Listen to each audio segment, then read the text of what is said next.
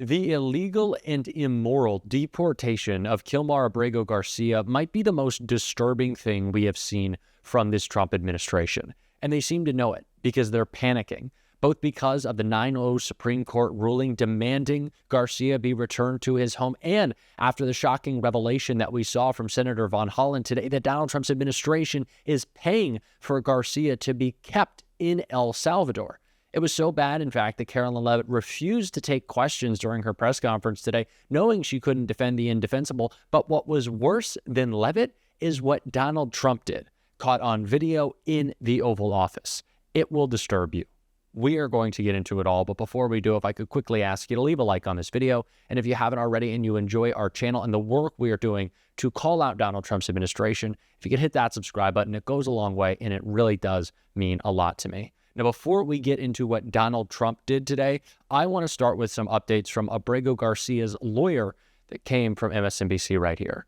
Senator Van Hollen, who represents the state that Abrego Garcia called home for 15 years, says that Salvadoran authorities would not let him visit Abrego Garcia and that they denied his request to speak with him on the telephone.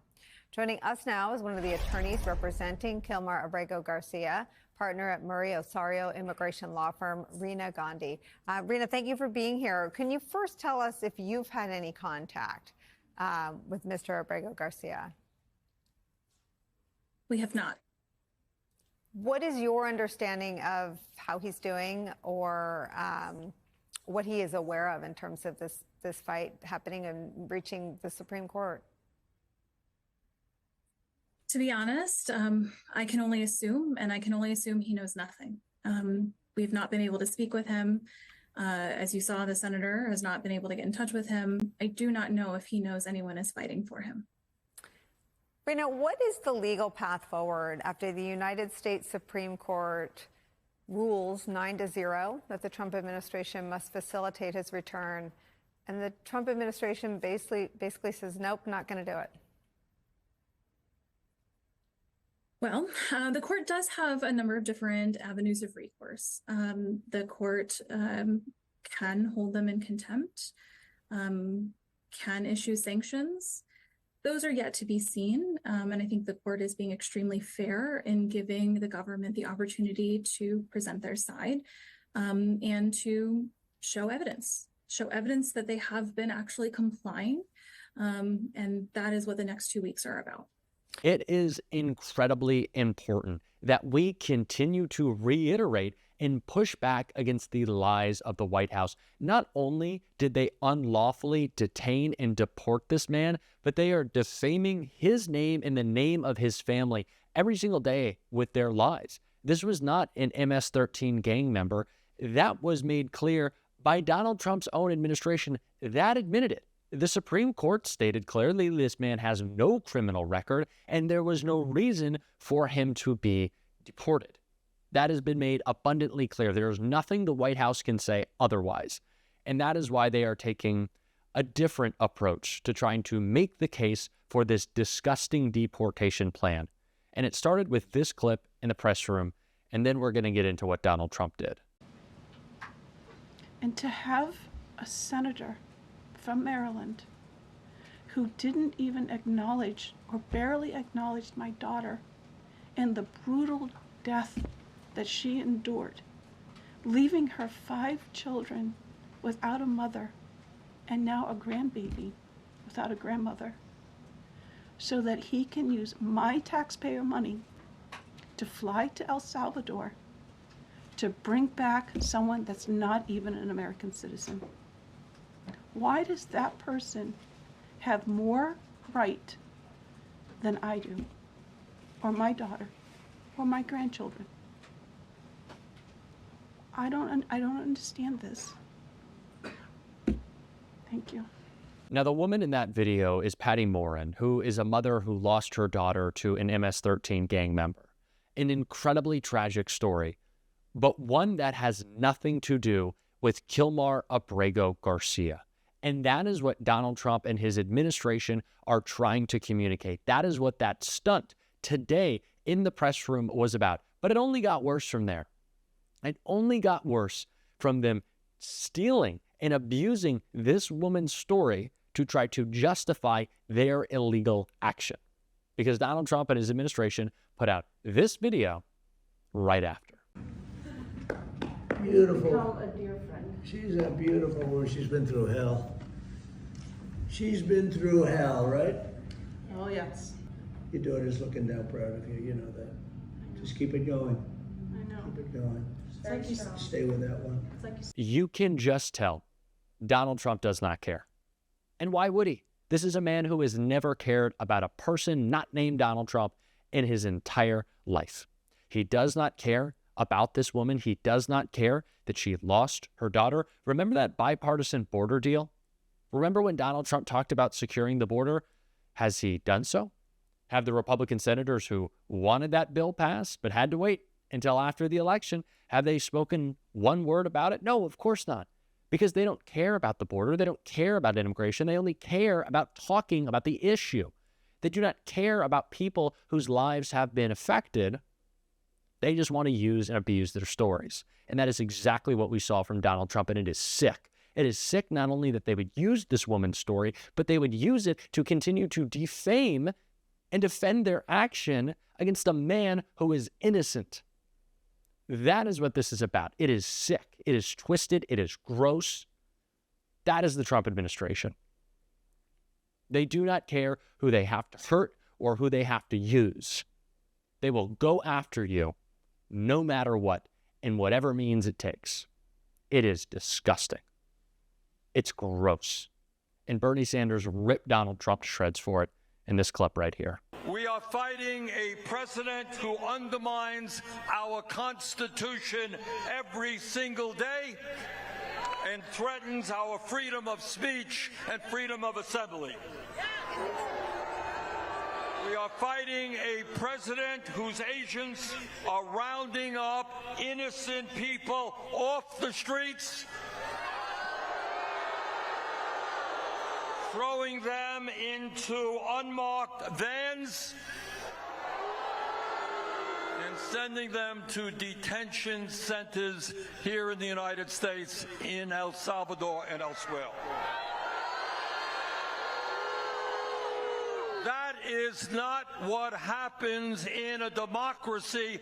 That's what happens in a dictatorship. And together, we are not going to allow Donald Trump to create an authoritarian society.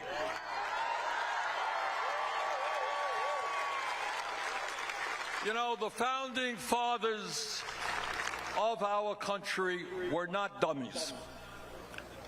They had just fought a war against the British Empire and defeated the most powerful person on earth at that time, the King of England. And they sat around and they said, you know what? As we develop our new country, this is in the 1790s, what they were saying is we do not want to give one person unlimited power. And they developed the separation of powers. We got an executive, a legislative branch, and a judiciary to keep check on each other. And every single day, you got a president who wants more and more power for himself. He is usurping the power of the Congress. He is now challenging in an unprecedented way the role of the judiciary in America. Supreme Court recently ruled in a 9-0 decision that a man who was illegally picked off the street and sent to El Salvador has got to be returned. A 9-0 decision of the Supreme Court. Mr. President, obey the law.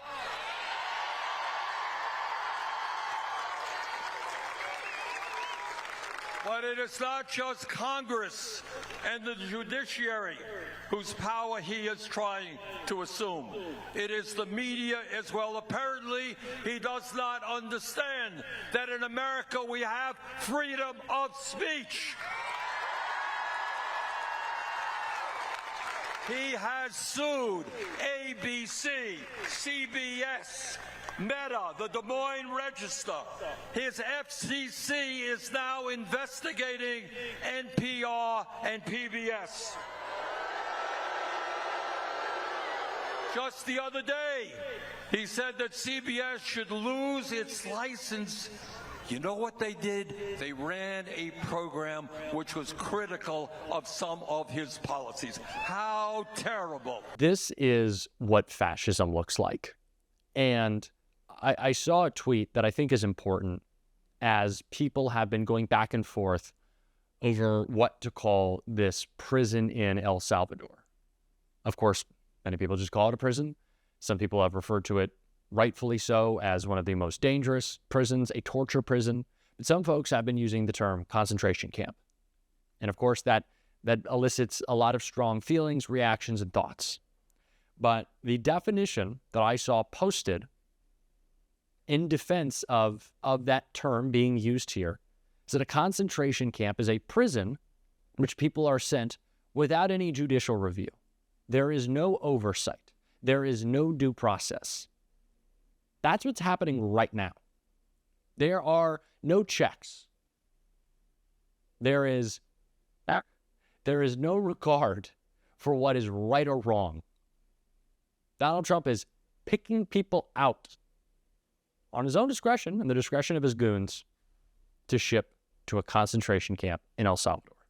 It's disgusting. This man fear-mongering about criminals when the people he's deporting aren't, but he actually is. AOC made that pretty clear. Bakersfield, this is a matter of fact. Donald Trump is a criminal. He was found guilty of 34 felony counts of fraud, found liable for sexual abuse. If Donald Trump wants to get repeat offenders out of our country, he should start by looking in the mirror. I know he does it 3 hours a day when he's caking on his orange makeup, so maybe take a harder look next time. What is happening right now is incredibly disturbing. We have to call it out, and we have to make sure other Democrats, I know we always talk about how incredible the message AOC is delivering is, Bernie, Jasmine Crockett, Chris Murphy. We have to make sure, though, other Democrats are also stepping up. We have some incredible leaders of this party, but it should be the whole party. Everybody. We are not message testing. We are not focus grouping human rights. Speak up. Do your job. We're certainly going to be on this show every single day. And if you want to support that, as always, you can hit that subscribe button, leave a like on this video. And if you stuck around to the end, drop a blue heart in the comments. And until next time, I'll see you soon.